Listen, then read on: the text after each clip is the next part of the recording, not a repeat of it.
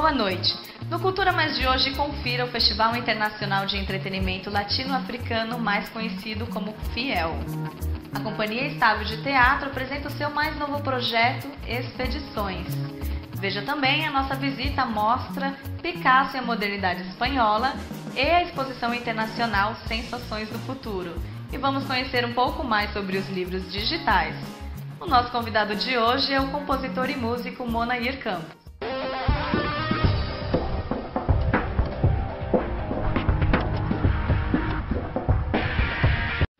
Este ano acontece a segunda edição do FIEL no Brasil. O festival é conhecido por contar com artistas representantes de alguns ritmos, como o zouk e a salsa. O nosso repórter Matheus Lemos foi até o Carioca Club, aqui em São Paulo, onde ocorreu um esquenta com os artistas que estarão no festival. Esse estilo musical que tem origem nos descendentes latinos que viviam na França e que aqui no Brasil ganhou adeptos da lambada e de outros ritmos, tem um festival que visa promover o estilo e a sua dança, chamado de FIEL.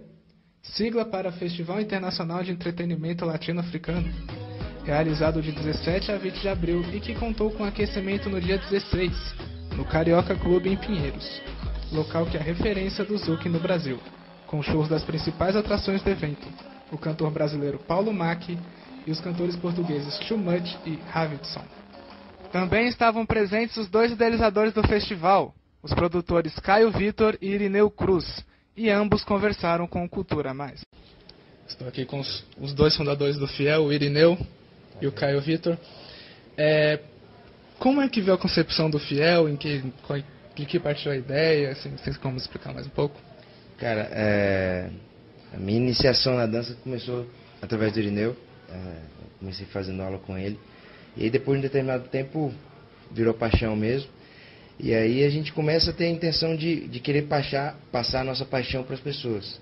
Ou dando aula, ou tocando como DJ, ou então promovendo aquilo que a gente ama.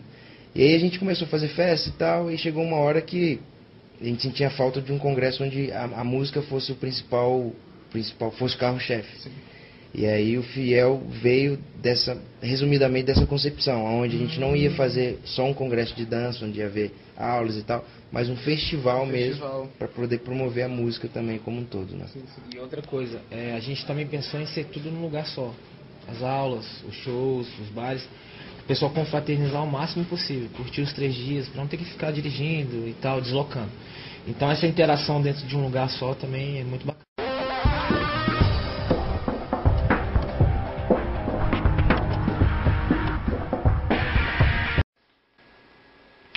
A Companhia Estável de Teatro apresenta o projeto Expedições, adaptação da obra clássica A Exceção e a Regra.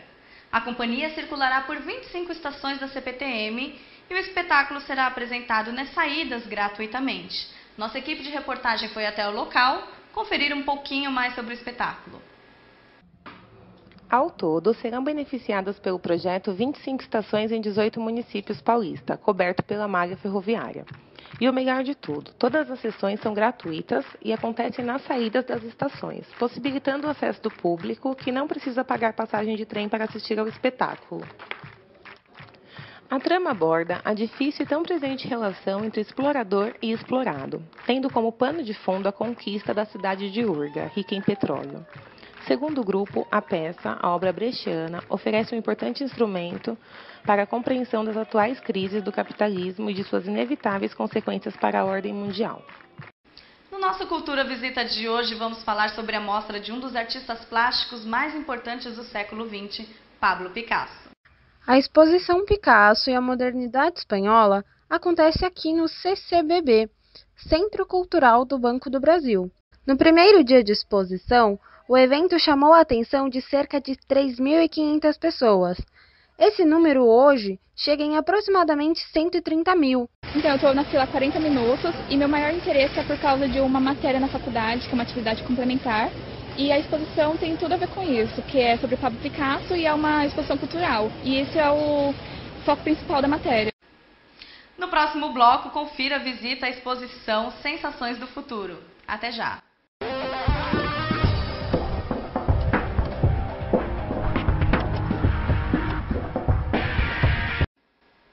Em comemoração aos 350 anos do grupo, a Saint-Gobain, indústria que produziu os famosos espelhos do Palácio de Versalhes, cria a exposição itinerante Sensações do Futuro.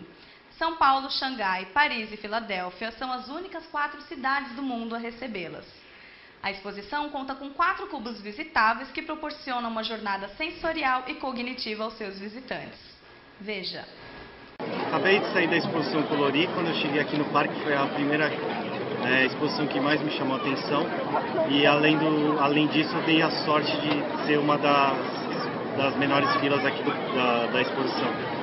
Foi muito legal a sensação de entrar lá dentro, ver as pessoas de fora de uma forma diferente, colorida, e ao mesmo tempo você vê as outras exposições com uma cor diferente da padrão, que pelo que eu estou vendo aqui é branco. Agora eu vou tentar sair e ir na exposição ver. A fila de média está durando 1h40 e vamos ver o que a gente vai conseguir. A aquisição de livros digitais está crescendo a cada ano. Veja por que as pessoas estão optando pelos e-books e descubra suas vantagens na reportagem de Bruno Henrique. Com o alto custo dos livros físicos, algumas plataformas digitais como o e-book vêm conquistando cada vez mais espaço no mercado e ganhando cada vez mais leitores pela sua praticidade e pelo preço acessível ao consumidor. De 2013 para o ano atual, o crescimento na venda dos livros digitais já chegou a 22%. Algumas escolas também já adotaram o uso da plataforma com o intuito de incentivar a leitura nos alunos. Hoje, o número é de 40% das escolas de todo o país que usufruem da tecnologia. Bom, a minha experiência com relação aos livros digitais, aos e-books de modo geral, ela é bastante positiva e ela me surpreendeu, né? Eu sempre li muito em papel, né? Livros físicos, e achei que realmente não ia me acostumar com essa possibilidade, até o momento que eu decidi comprar um tablet, né, por uma razão física, né, justamente eu acho que nós não temos mais, nem do ponto de vista individual nem social, condição de armazenamento físico, né? Então o que acontece? Eu fiz uma conta muito simples, né? Se eu vivesse mais 30 anos e comprasse 10 livros por mês, eu ia ter uma biblioteca que eu não ia ter simplesmente onde guardar, ia ter que me desfazer mesmo dos livros. Além de popularizar a leitura, a digitalização dos livros traz um conteúdo multimídia que livros impressos não trazem, tornando-se assim um método mais dinâmico para ler. Bruno Henrique, para o Cultura Mais.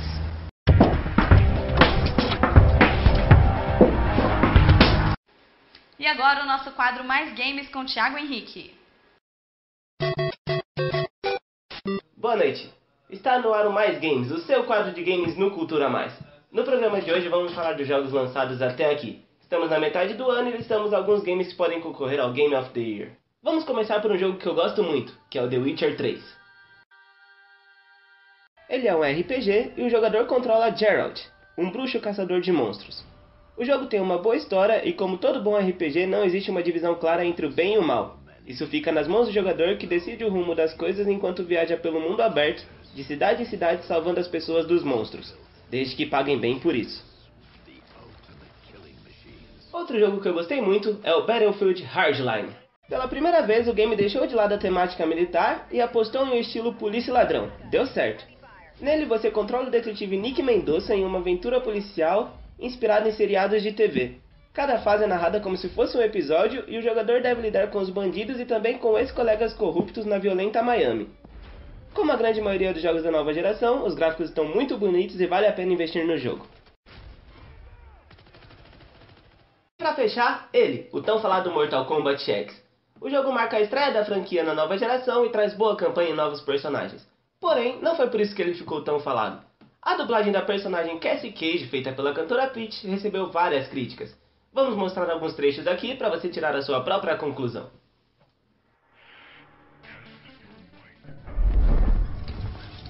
O meu pai é maior que o seu.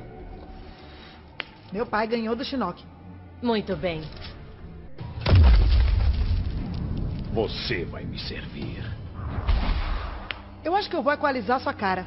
A servidão se inicia na morte. Então é isso, galera. Esse foi o Mais Games de hoje. Muito obrigado pela atenção e até a próxima.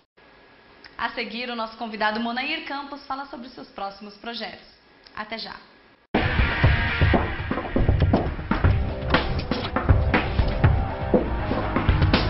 agora, nosso quadro de entrevistas com a repórter Jéssica Santos. Boa noite, Érica. Nós estamos aqui hoje na Casa da Cultura Salvador Ligabui, na freguesia do Ó, para falar um pouco com o Monair Campos. Boa noite, Monair, tudo bem? Tudo bom. Boa noite, Jéssica. Boa noite, Érica. Tudo bom? Monair, você é músico, compositor, escritor, professor. Entre tantas ocupações diferentes, o que você responde quando alguém te pergunta qual é a sua profissão? Excelente pergunta. Na verdade, acho que eu me vejo no mundo como artista que faz trabalhos como educador. Monair, você escreveu texto e compôs a trilha sonora para a peça Negros e Alvos. Como foi o processo de construir a peça? Um grande amigo meu, que é um negro e que vive constantemente experiências de racismo, de discriminação racial, me convidou para fazer um trabalho que tivesse um outro enfoque, que fugisse um pouco do comum quando se fala de racismo no Brasil, que são montagens de peças, filmes, que têm um enfoque muito centrado na questão da carência, do problema financeiro, do problema econômico e social que o racismo gera, né? E ele propôs que nós fizéssemos com um outro olhar que fosse mais pontiagudo, que fosse mais humano. E daí nós começamos a fazer planejamento de como seria isso, então nós estudamos muitas teses de mestrado, de doutorado. Eu viajei para conhecer alguns quilombos pelo Brasil afora e nós entrevistamos muitas pessoas para identificar como que o racismo afetava essas pessoas no seu cotidiano. E aí nós acabamos fazendo um trabalho que tinha um enfoque muito mais na questão psicológica, que além da questão financeira, o preconceito racial ele machuca muito na questão da formação da subjetividade do ser humano. Enquanto artista, qual é o seu objetivo? O que você pretende com a sua arte?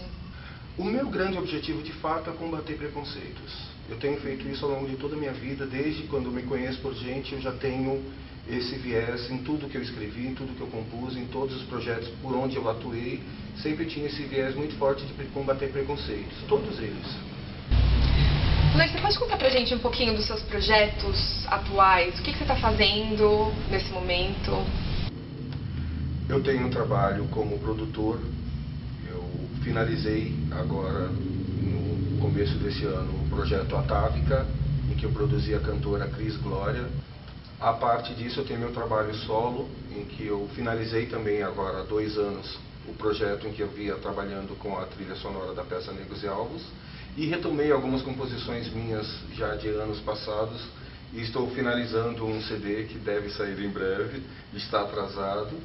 E tenho trabalho com o grupo Hakauí, que é um grupo de música infantil que eu gosto muito, e nós estamos com alguns projetos, inclusive de trilha sonora para o 2º semestre. Estamos com a perspectiva de compor trilha sonora para 2 espetáculos para o 2º semestre agora. Você mencionou o grupo Hakauí, que é um projeto de cantigas infantis. Como surgiu essa ideia? Por que você quis trabalhar com o público infantil? Na verdade, o projeto eu fui convidado. Eu sou o 3º integrante do grupo e daí foi uma força que nos uniu com esse viés, entendeu? De fazer um trabalho de música infantil autoral, são todas composições nossas, e que buscasse essa qualidade, esse mesmo zelo que nós temos, ambos, cada um em seu trabalho solo, em seu trabalho individual, trazer essa qualidade literária e musical para a música infantil, de fazer um trabalho que respeite de verdade a criança. Muito obrigada, Monair, pela sua entrevista aqui pra gente do Cultura Mais. Eu que agradeço o carinho e a atenção. Obrigado, Érica. E voltamos ao estúdio. Érica, mostra pra gente um trechinho de Grupo Hakauí. Obrigada, Jéssica. E encerramos por aqui mais uma edição do Cultura Mais. Nós voltamos na próxima semana. Boa noite.